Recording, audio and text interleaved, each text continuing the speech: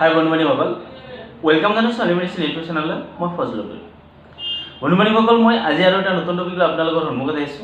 আজি টপিকটো অত্যন্ত গুৰুত্বপূৰ্ণ হয়। আজি টপিকটো হ'ল একনি ষ্টাৰ জেল আৰু একনি ষ্টাৰ ফেস ওয়াশ। এই দুটা প্ৰডাক্ট লৈ আমি আজি আলোচনা কৰিম। একনি ষ্টাৰ জেল বা একনি ষ্টাৰ ফেস ওয়াশ আমাৰ স্কিনৰ কি প্ৰব্লেম হ'লে আমি লগাব পাৰো বা ডক্টৰবিলাকে প্ৰেছক্ৰিপশ্যন কৰে বা স্কিনৰ কি অসুবিধা হ'লে আমি ইউজ কৰিম বা ইউজ কৰাৰ নিয়ম কি, ইয়াৰ সাইড ইফেক্ট কি বা কি কম্পোজিশন বনোৱা হৈছে, কিমান দামত আমি পাম, সকলো তথ্য জানিবলৈ আমি চেষ্টা কৰিম। বন্ধুবান্ধৱীসকল ভিডিঅ'খন আৰম্ভ কৰাৰ আগত যিবোৰ বন্ধুবান্ধৱীসকলে মোৰ ভিডিঅ'খন নতুন চাইছে, মোৰ চেনেলখন নতুন চাইছে, নিশ্চয় ছাবস্ক্ৰাইব কৰিবলৈ নাপাহৰিব, বেল আইকন টিপিবলৈ নাপাহৰিব, কিয়নো নতুন ভিডিঅ' আপোনালোকে পাই থাকিব পাৰে, নতুন মেডিচিনৰ বিষয়ে, ঔষধৰ বিষয়ে আপোনালোকে জানিব পাৰিব।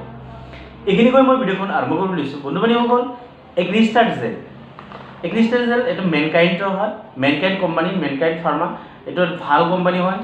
আৰু এই একনি ষ্টাৰ ফেস ওয়াশ এইটো মেনকাইণ্ডৰ হয়, দুটা প্ৰডাক্টে মেনকাইণ্ডৰ হয়। এতিয়া আমি জানিম এই ক্ৰীমটো কি কম্পোজিশনে বনোৱা হৈছে। বন্ধুবান্ধৱীসকল ইয়াতে দুটা কম্পোজিশন দিয়া আছে।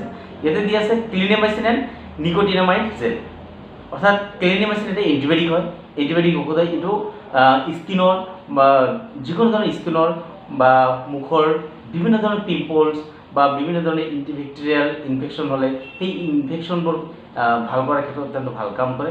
আৰু নিকোটিনামাইডে এলাৰ্জেটিক প্ৰব্লেম বা যিবোৰ ৰঙা হৈ পৰে, ৰেড হৈ পৰে, সেইবোৰৰ ক্ষেত্ৰত অত্যন্ত ভাল কাম কৰে। অৰ্থাৎ ক্লিনেমাইচিন আৰু নিকোটিনামাইড জেল এই দুটা কম্পোজিশন মিলে এই ক্ৰীমটো বনোৱা হৈছে।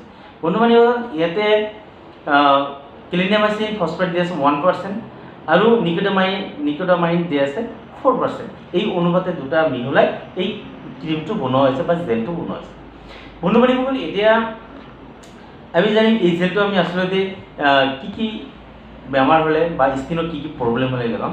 বন্ধুবান্ধৱীসকল এই ক্ৰীমটো বিশেষকৈ যিবোৰ মানুহৰ মুখত বিভিন্ন ধৰণৰ পিম্পলছ হৈছে, আপোনালোকে স্কিনত চাই আছে, স্কিনৰ মুখত বিভিন্ন ঠাইত পিম্পলছ ওলাইছে, সৰু সৰু গুটি ওলাইছে আৰু গুটিবিলাক কিছুমানৰ পকি যায়, যোৱাৰ ফলত ভিতৰৰ পৰা বগা বগা লেতেৰা ওলাই থাকে বা কপালত কেতিয়াবা দেখা যায় বা নাকৰ ওপৰত দেখা যায় বা বিশেষকৈ ডেকা মানুহৰ ক্ষেত্ৰত বেছিকৈ দেখা যায়, গালবিলাক বেয়া হৈ যায়, একদম অৱস্থা বেয়া হৈ যায় বা দেখাত অত্যন্ত বেয়া দেখি।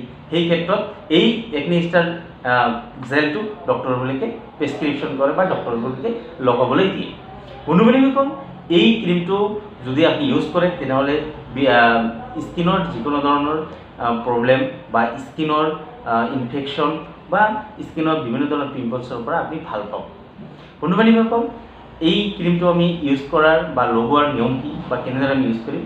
বন্ধুবান্ধৱীসকল প্ৰথমে একনি ষ্টাৰ ফেস ওয়াশ বা বেলেগ ফেস ওয়াশ আপুনি ইউজ কৰিব পাৰে, কিন্তু একনি ষ্টাৰ ফেস ওয়াশটো অত্যন্ত ভাল হয়। এই একনি ষ্টাৰ ফেস ওয়াশেৰে আপুনি যদি মুখখন ধুনীয়াকৈ ধুই লোৱাৰ পিছত যেতিয়া শুকাই যাব মুখখন, তেতিয়া আপুনি এই জেলটো লগাব। বন্ধুবান্ধৱীসকল এই জেলটো আপুনি ৰাতি লগালে বেছি ভাল, কাৰণ এইবোৰ জেল বা এই ক্ৰীমটো লগাই ৰ'দত বা বেছি টেম্পাৰেচাৰত যাব নালাগে। ৰ'দত গ'লে স্কিনটো বেয়া হ'ব পাৰে, স্কিনটো ক'লা পৰিব পাৰে, স্কিনটো ৰঙা হ'ব পাৰে। সেই ক্ষেত্ৰত আপুনি ৰাতি ধুনীয়াকৈ ফেচ ৱাশেৰে একনি ষ্টাৰ ফেচ ৱাশেৰে ধুনীয়াকৈ মুখখন ধুই কিনি তাৰপিছত আপুনি এই একনি ষ্টাৰ জেলটো আপুনি লগাব।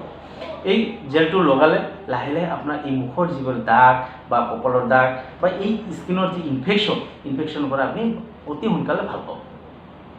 বন্ধুবান্ধৱীসকল এই ক্ৰীমটো দিনত লগাব পাৰে যদি আপুনি ৰুমত থাকে বা ঘৰতে থাকে, ছানলাইটত নাযায়, অৰ্থাৎ ৰ'দত যদি আপুনি নাযায়, তেনেহ'লে আপুনি দিনত লগাব পাৰে, কোনো ধৰণৰ অসুবিধা নাই।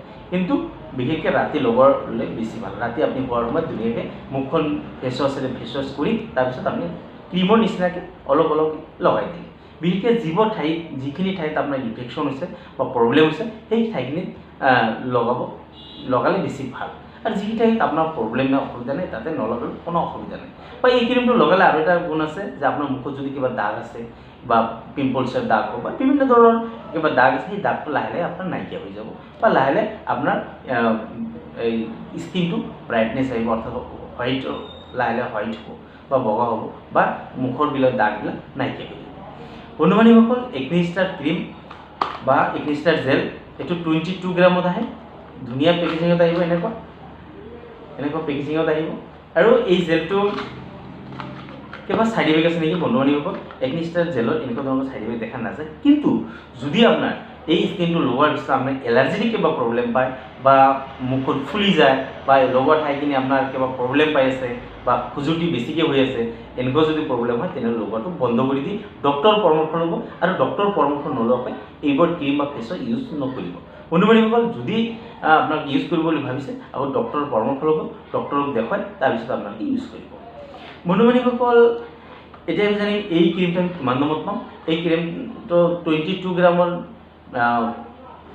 ক্ৰীমৰ দাম আহিব 110 টকা অৰ্থাৎ 110 টকাত 110 रुपीस 110 টকাত আপুনি মাৰ্কেটত এভেইলেবল পাই যাব বন্ধু বান্ধৱীসকল আৰু ফেচ ৱাছটো আপুনি পাব 150 रुपीस 150 টকা অৰ্থাৎ ক্ৰীমটো 110 টকা আৰু ফেচ ৱাছটো 150 টকাত আপুনি মাৰ্কেটত এভেইলেবল পাই যাব বন্ধু বান্ধৱীসকল একনিষ্টাৰ ক্ৰীম বা জেল বা ফেচ ৱাছৰ বিষয়ে আমি আলোচনা কৰিলোঁ ইয়াৰ ৰেজাল্ট অত্যন্ত ভাল হয় যদি আপোনালোকে এনে অসুবিধাত ভুগি আছে বা প্ৰব্লেম পাইছে নিশ্চয় আপোনালোকে ইউজ কৰিব পাৰে ইউজ কৰাৰ আগতে এবাৰ ডক্টৰৰ পৰামৰ্শ নিশ্চয় ল'ব এইখিনি কৈ মই আজি ৰিভিউটো শেষ কৰিব লৈছোঁ ইয়াৰ বিষয়ে যদি আৰু কিবা জানিবলগীয়া আছে নিশ্চয় আপোনালোকে কমেণ্ট বক্সত কমেণ্ট কৰিব লাইক আৰু ছাবস্ক্ৰাইব কৰিবলৈ নাপাহৰিব এইখিনি কৈ মই আজি ভিডিঅ'টো শেষ কৰিছোঁ থেংক ইউ ধন্যবাদ